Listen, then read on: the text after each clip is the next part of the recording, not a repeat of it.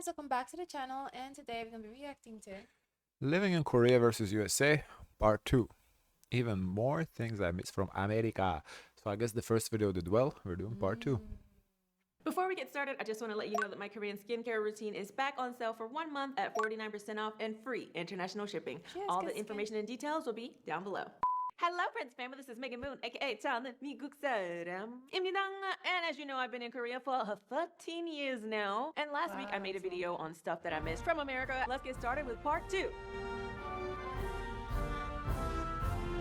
That's her husband. Just like in the previous one, we're gonna get started on some lighter ones first. The first thing that I missed from the USA is freaking big towels. If you live in Korea, I am 100% sure that you can agree with this. But when you go to places, and just in general, people use these small ass towels. They're literally like the towels that you might just use to dry your hands in the USA to like take the showers and like dry off their whole body. You know how when we get out of the shower, you wanna take the towel and wrap yourself in it.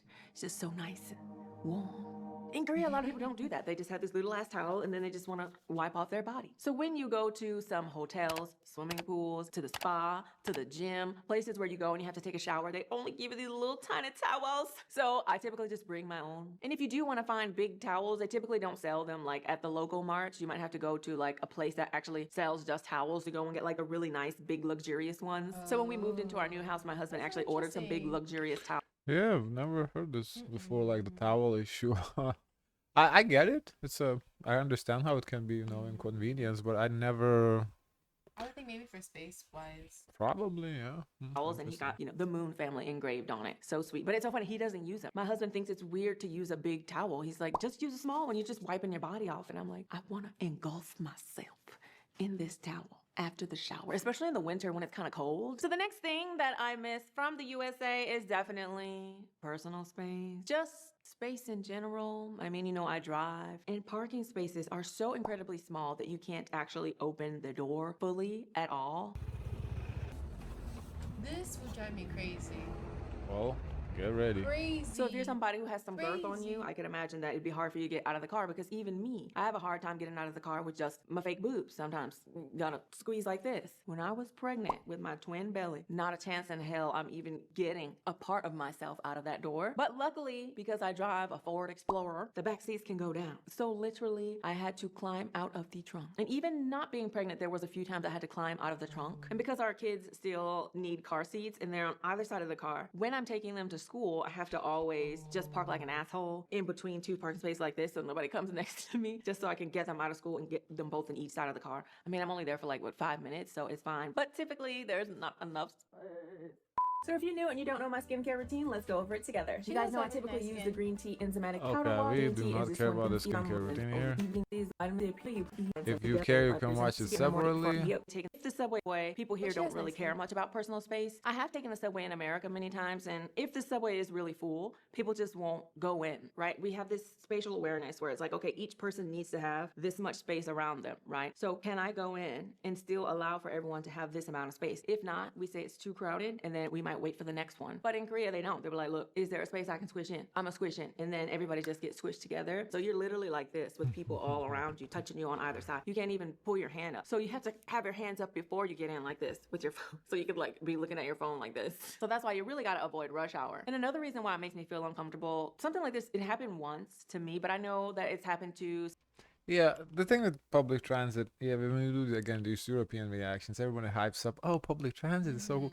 No, it's not. It's fucking, sometimes it's packed like this, like in Europe too, in Lithuania, it'd be packed like this too. Sometimes, like it's uncomfortable. Like, I don't know why people keep hyping up the public transit. Like, y'all gotta stop. Public transit, it has its place in the society, but like hyping it up like, oh, it's way better than having your own car. No, it is not. It may be cheaper.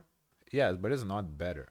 Some other people I've heard as well. But when we're crowded in the subway and you're literally touching people on all sides. When we were on there, I felt something touching my butt. And I was like, it's probably someone's bag. Because women, our bags typically are at like butt level. My bag sometimes will touch a woman's butt and then she'll look and then see that it's the bag and then it's fine. When it's less crowded. But when it's super crowded, if something's touching your butt, you can't even move to like see what it is. So one time I was in the subway and something was on my butt. Everything is everywhere. There are people's bags and body parts everywhere right now. So I couldn't really focus on it. But then right as the door was about to open fully, fully. Somebody like actually grabbed the butt and like caressed it, and then the sea of people just pushed the subway and then went away, so I could never like see who it was. And I was like, oh, okay, that's gross. All right, butt touching in the subway. But because the CCTV is up high, it's not like you could really see who it was. But yes, that traumatized me, and I was like, well, I we'll take would've Texas from turned- now on. But on top of would've that, in turned the real realm of quick. space, I Oh, guess we can talk wow. about facial awareness. When That's people are walking and going awful. about their business, they'll just like stop and block a walkway and not awful. really care about the people behind them, or like going up an escalator. Somebody will Yeah, but you turn right away and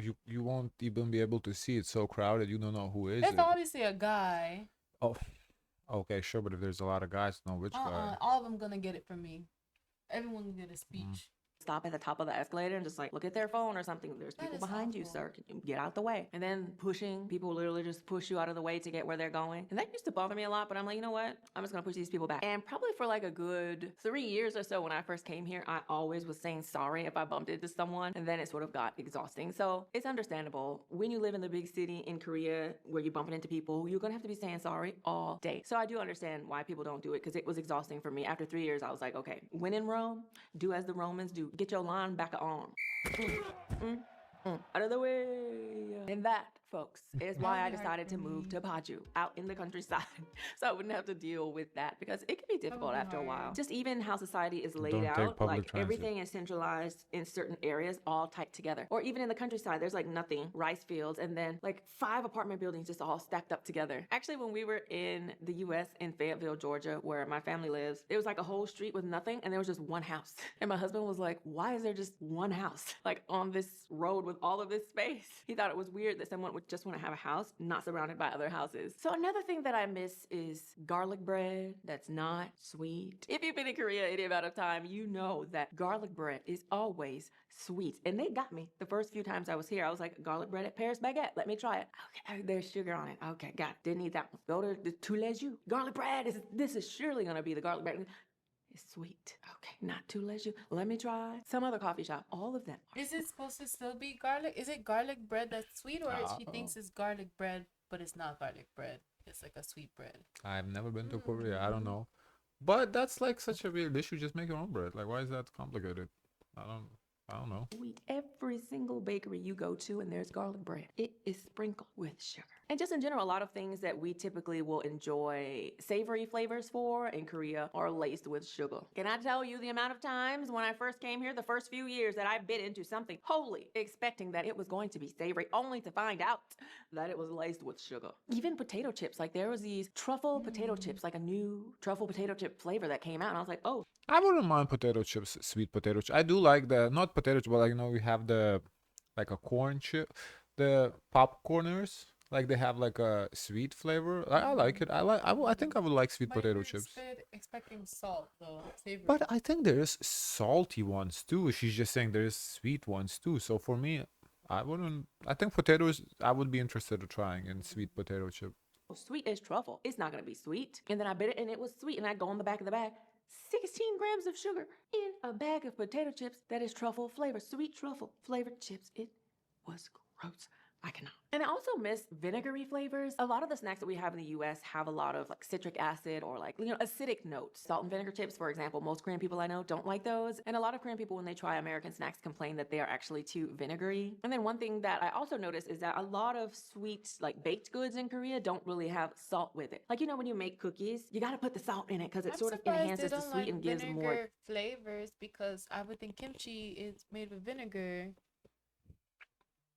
Well, we don't have like that in Europe as well, like salt and vinegar chips, for example. We don't have that. No, that's American thing. Yeah, I get what she's saying though. There's certain, yeah, that vinegar thing. It's more American, I think. Depth overall to the cookie. But like in Korea, if you get cookies, But yeah, the salt she's saying, yeah, when you do cooking, you gotta put salt into sweets too. Always put salt on. It's just enhances. So somehow salt just enhances the flavor. It doesn't make it salty if you don't overdo it. Of course, if you overdo it, well, then your cookie is gonna be salty. But the salt just somehow enhances the flavor. So yeah, guys, if you cook, always add salt. Just a little bit, not too much, like a half a teaspoon or whatever.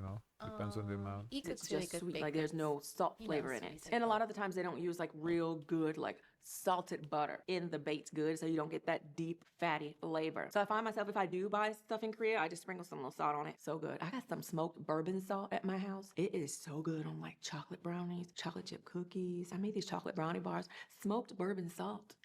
So good. And the last thing that I really miss from the USA, I would say, is more optimism. Here, I've just noticed overall, people tend to be a bit more negative about certain things. So if you bring up something with your friends, like, oh, I think I want to try this or do this, a lot of times people's first reaction will be, oh, that's too difficult, or, oh, can you do that? Or, oh, that won't work out because you need to do X, Y, or Z. Well, I do think it's nice to be realistic about certain things. I think sort of the way that people talk to you here sort of shuts you down and make you feel like you don't want to do anything at all. And I feel like just overall, there's a lot less people encouraging you to go after the things that you want to try. I think for us, if somebody says, hey, I want to get into this field of work, we'll ask questions like, oh, really? Like, what made you want to do that? Or, you know, have you always been interested in it? I feel like we ask more questions and start up a conversation, and then we figure out why that person wants to do it. And then we listen to their plan. And then if we feel like there's a little bit of feedback, we sort of throw it in to sort of like try and help out a little bit. But I think our first reaction is just to, hey, you know, you do you. If you think that's what you want to do with your life, go for it. But I just feel like in Korea, people are more like, instead of asking you about it and Yeah, and Lithuania is similar a lot. Like in what she's saying, I can relate to that. It's more like you can call it realism, whatever, pessimism. Here is definitely more optimism. That I get what she's saying. People are more But optimistic. I feel like your family is very encouraging No, and supportive. not all. My mother is. Mm-hmm. My father is not. So it's just overall like I get what she's saying. I myself purposefully try to not be like that too, but I have to think not to be like it doesn't come off natural. I have to, instead of pointing out the problems, have to kind of try to point out the solution. You think Or, you do? huh? What? Hmm? What? I mean, this is new information to me. No, I'm saying I try to. I don't say I'm always successful. When do you try? In my head, I try. Oh. Oh. striking up conversation about it, or just like I straight away whenever they try. think about I'm it? aware of it. Yeah. Okay, that's what I'm saying. I'm aware of it. Maybe that's not a good idea. That's Oh, the well, that first sounds step. difficult. Oh, maybe not. It just seems like their response is a little bit more on the negative side. So sometimes when you talk to too many people here about doing a certain thing, they actually talk you out of doing it, and you sort of feel less confident about trying it. And at the But same you time, do. you also sort of You feel are judged encouraging for because thinking. sometimes I'm saying things just to say things. They say, "Yeah, you could do it." And I'm like, Well, again, I try to, cause yeah, I don't like that about the culture. I understand. I don't like it. That's why I left. But it's not easy to just. It's ingrained in you. So it's just that's what it is. Of even trying something new. And just in general, the vibe in Korea, I feel like people aren't really excited about the future. We know that the birth rate is super low in Korea, and there's videos coming out like Kyrgyzstan. They made a video and it was called South Korea is over, basically. And it went super viral, and all the I feel like we reacted to that video. I remember the title. Korean people were like, yep, we knew it. Nothing we could do about it. And so overall, there tends Yeah, you can give more birth. That's like a self-defeating process. Like if you already know like things are hard, you already rationalize, I'm not gonna go ahead and produce more children into this world because already life is hard just for me. Now add another dynamic to it. It's not gonna help the population, definitely.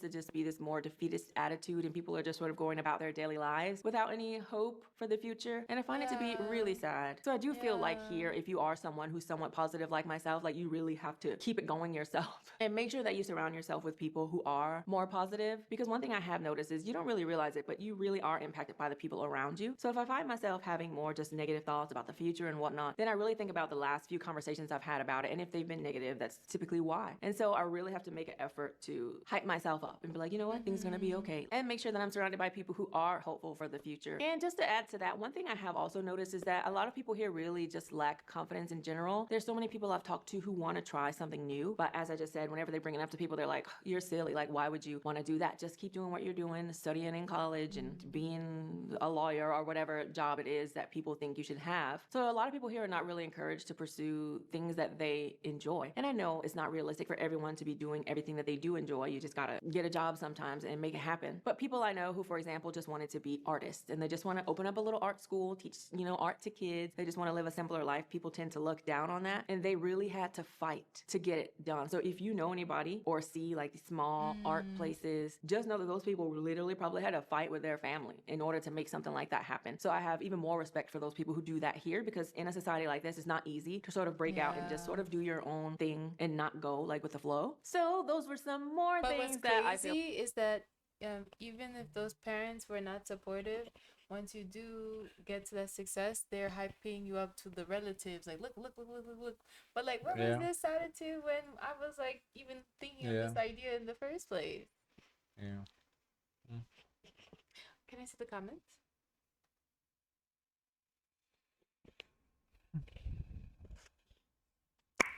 I am an American in the UK for the past 15 years, and I have never been so thankful for big towels. After 7 years of living in Korea, I still can't get used to people pushing their way into the elevator knowing there isn't any more room.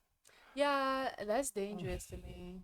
Also, as someone who didn't really talk to strangers back home, I now miss small talk or warm smile as a hello.